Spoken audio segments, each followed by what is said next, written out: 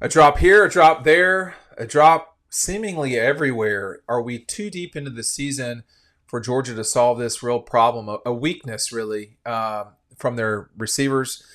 Is it too late for them to become consistent? That's the question as we enter into Stetson. What I've always called, not always, lately, the last 3 years, this season included, Stetson season. It's championship time. Either you're going to do it or you're not. And, Stetson Bennett, A.D. Mitchell, Lab McConkey, Brock Bowers wasn't a receiver, but, Jermaine Burton even, Keiris Jackson, Arian Smith. These are people that all made big plays for Georgia. This season, it's been an uncharacteristic, difficult time for Georgia's receivers. And that's my question is it too late? Is it too late to solve this riddle for Georgia's wide receivers? And in theory, Gunnar Stockton. We still don't know. We're not going to have Kirby this week. We won't talk to him until about this time next week. Then we'll know who's Georgia playing. Are they playing Notre Dame? Are they playing Indiana? But there's so many moving parts in this season. I think it may be naive, but I think they can still maybe get this figured out. Here's the reason why. They could have a brand new quarterback. We've not seen enough of Gunnar Stockton to know if he throws a droppable ball. I don't know a really other way to put it. It's no ball that's hitting you should be dropped as often as Georgia's dropped their balls this season. I mean, it's too much. I don't know if it's correct to call it frustrating, but it was a question that was asked consistently. Georgia, a team that threw it a lot this year. I mean, they completed 316 passes. That's on the higher range. Like, that's lower than Colorado, but it's like significantly higher than, well, I wouldn't say it was significantly higher than Texas, but it was higher than Texas. So this is a Georgia team that has on it a guy in Arian Smith who has made a literally championship game-changing play in his career. The play against Ohio State, I mean, Arian Smith, that connection with Stetson Bennett in that game, that changed that game. I mean, he was wide open. I remember Stetson talking about it after that game and sort of ingesting what he was saying at the time. And he said that he knew that Arian would be wide open. Well, I don't know if I've seen Arian wide open this season. He may have been, but he's capable of being wide open. I mean, he has the capability of doing a lot of real damage. And just to review, and there's reasons to be, critical and all of that about Georgia's receivers. They've not been consistent. That's my question. Can they become consistent? Because they've just not been consistent with the catches and all this stuff.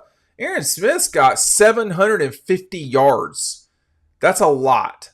And to say, Ryan Curley sent me this earlier today, said he only needs 250 yards more to be the second Bulldog, I'm assuming ever, to have a 1,000-yard receiving season, or at least in recent, time. I mean, there's just not been that many guys who have done 1,000-yard seasons at Georgia. I'm pretty certain AJ did. I think Terrence did. I'm going to look this up as we go. It's not been a common occurrence at Georgia. But in a season, yeah, I mean, if this is correct, and I thought AJ did, he did not. So you got Terrence, and that's it, by 4 yards. And Muhammad was really good. Brock Bowers in 22. Tavares, 900. Tavares King was a good playmaker, man. He was a good playmaker. AJ, obviously. Hines, Brock Bowers on this list twice. Hassan Graham. If you don't know who Hassan Graham is, that's back in the day. I mean, because I could not imagine Kirby having to go up against Hassan Graham as a freshman. At that time, redshirt freshman. Anyway, and Malcolm Mitchell was a really good player for Georgia. They've only won lately, unless our information is wrong. I don't think it is. Arian Smith can do that. I mean, it's not out of the question. Even if he were to play, he's not going to get 250 in one game. That would really be a crazy number, particularly with the what's going on at quarterback at Georgia right now. But it's not out of the question if they play 3 games, and he gets 80-ish yards a game. You're right there. So speaking of right there, make sure there's been people taking advantage of this. I've got a few of these left. These are signed by Kelee Ringo. You can only get them on Dog Post. You you buy it, I will send it off to you immediately. He signs it right there, as you can see in his belly, which he's about to I will give number 11 credit in this play.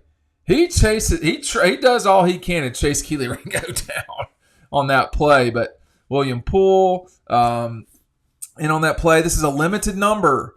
There were only 33 signed total. So there's not like 100 of these laying around. It's just 33.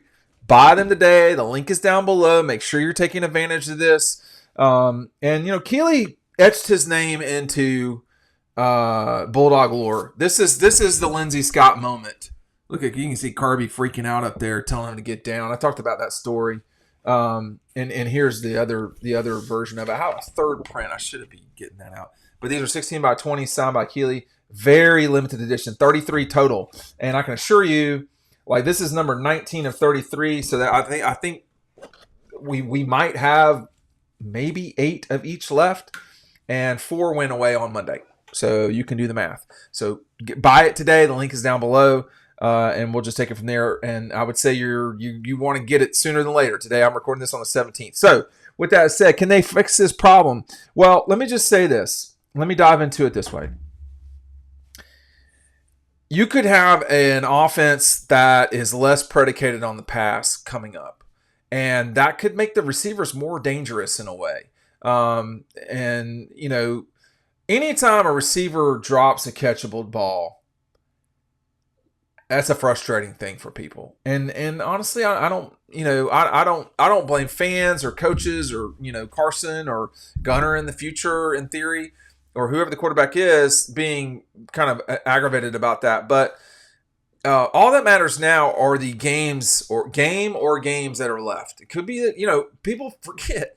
You're so used to Georgia playing multiple games in the postseason. This next game could be their last game, and we will see what, it certainly seems to me like Gunner Stockton will be the starter and will play against, the winner of the Notre Dame-Indiana game. And if that's the case, you have the ability to change something. Now, I've been talking about Arian Smith just because. I mean, Arian is the one that I think people get the most aggravated with, and that's their prerogative. I mean, Dominic Lovett has got 56 catches for 571 yards. Now, the amazing thing is Dylan Bell's got the long for the year, not Arian, with 67-yard reception. Now, I think that might be a pass that was close to the line of scrimmage. I don't remember. No, that was probably the play against Alabama. But in that Alabama game, you could see how good the receivers can be at times. Now, Arian had a drop at the beginning of that game, or I don't know if I'd call it a drop, but I would call it a catchable ball he did not catch in that game. And, it's got, that part's got to get better. That's all. I mean, they don't have to, we're not curing cancer here. We're not there's no rocket surgery going on. It's just a matter of receiving catchable balls. And I think sometimes it gets into your head. I mean, but I've seen Arian Smith, man. I mean, this guy, that play against Ohio State was one of the important moments in Georgia history, to be honest with you. And if you don't recall that moment, I mean, it was just the dome exploded. It completely exploded in that moment, and him jumping into the end zone because he was running right at me. And what happened on that play was Stetson got. Now I can't tell you exactly, to the second what happened in that play. I just know that on the field, all you could see with a 500 millimeter lens was number 11 streaking wide open. And here he is on a different play. This is Arian on a different play in that Peach Bowl, but he was so wide open, it was crazy. And that game, That game, whenever I talk about that game in particular, here's Kyrus making a play. Here's a touchdown, okay? That's how far those guys, he's leaping into the end. Those guys are not within 10 yards of him, behind him, right there. And I think he made number 12, but I'm not sure if it was number 12. It wasn't 15. He made whoever's on him look stupid. And he just leapt, and he's got, points of pressure on the ball. And here's AD, catching that ball. But some of the imagery,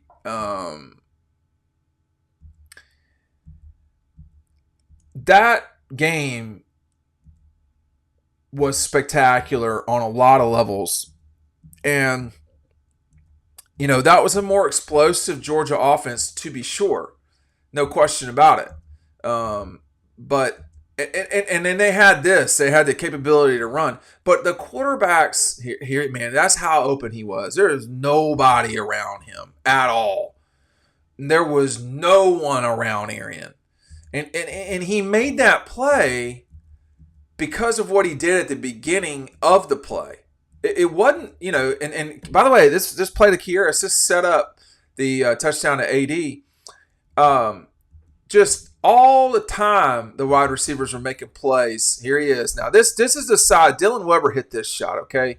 There's no one within 5 yards of him. I think it was more like 15. And the whole sideline is just sort of holding their breath. He's not been that open since. I don't think Marcus is wide open. He's running free. They really racked up some points on this Ohio State team. I'm not sure if we'll see that again. This is a low level angle shot, shooting up of him scoring a touchdown. I mean, that's all there. That's all there for, and of course Kirby going nuts on the sideline saying, "Hey, let's go for 2." But that's all there for this team and this program and this. These guys have the ability to do great things. The wide receivers at Georgia, but they're going to have to get this riddle solved. And look at Stetson. And people's helmets are all over the place. They have another play to go there. Poor Leland Barrow right there. I don't know if y'all don't know who Leland is. He's a very important person at Georgia in terms of media relations. And this is a big play from Kyrus. The guys got to get back to playing just standard football. It's all there, man. But they've got to solve this riddle. Is it too late? Can they solve this weakness before it's too late? We're going to see.